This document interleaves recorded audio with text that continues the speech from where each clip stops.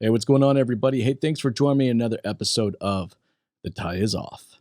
These are just a collection of quick stories that are based around my journey of self awareness and development. I hope you guys get something from watching these.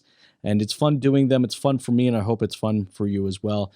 Today, guys, I want to talk about things that you need to do but think you can't do. You must do the things that you think you can't do. And I've pushed myself over the years to do that. Here's something actually that I think a lot of you guys will actually be surprised by, but I actually don't like filming myself. I don't like actually watching myself. I can't stand the sound of my own voice. It kind of drives me nuts.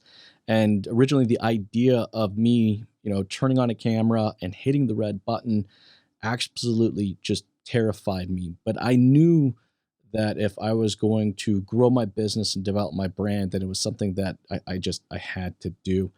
Even today, I still don't like looking into the lens of a camera. In fact, right now, as I'm looking at you guys, I have a little spot right above the camera that I like to look into. But it through the years of I guess pushing myself to do things that I think that I can't do is where I really learned the most about myself as an individual. I'll give you another example. I'm not the most EQ, or I don't have the most EQ, I guess.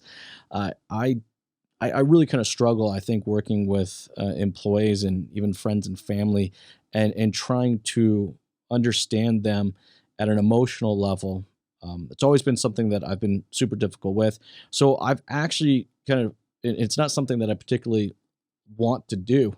And it's not something that for a long time I thought I could do. I literally, for the longest time, thought that I just was never going to have, a decent amount of EQ when dealing with staff and friends and family. I was always very logical and kind of logistic almost in my thought patterns as far as how I approach situations. And it was something that I think always kind of held me back personally in life and also in business. It was just this constant I can't do it kind of mentality. But I think through me pushing myself to do the things that I think I can't do, I've learned the most. Now here's how I did it with, as far as becoming more, I guess, EQ, or connecting more at an emotional level, is that I actually had to schedule it out. It's not something that comes natural for me. So I figured, a lot like working out or learning a new language. For a lot of people that doesn't come natural, and the way to execute on those is through routine.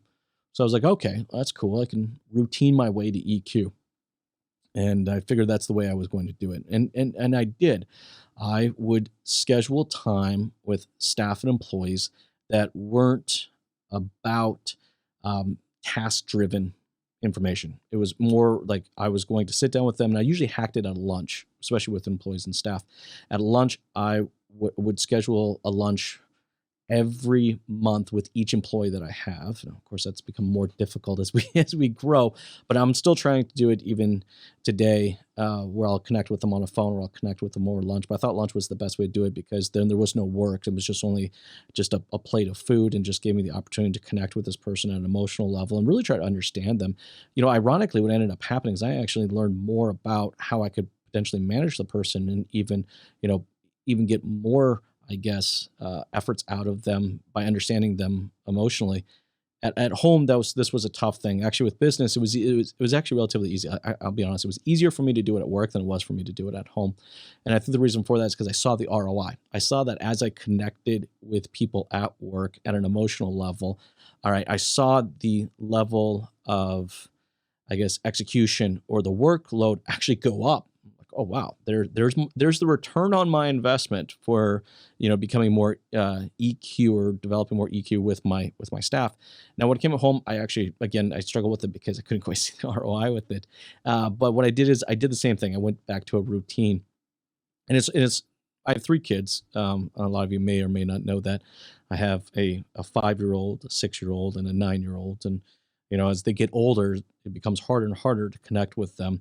So I've decided that, again, I need to schedule this out.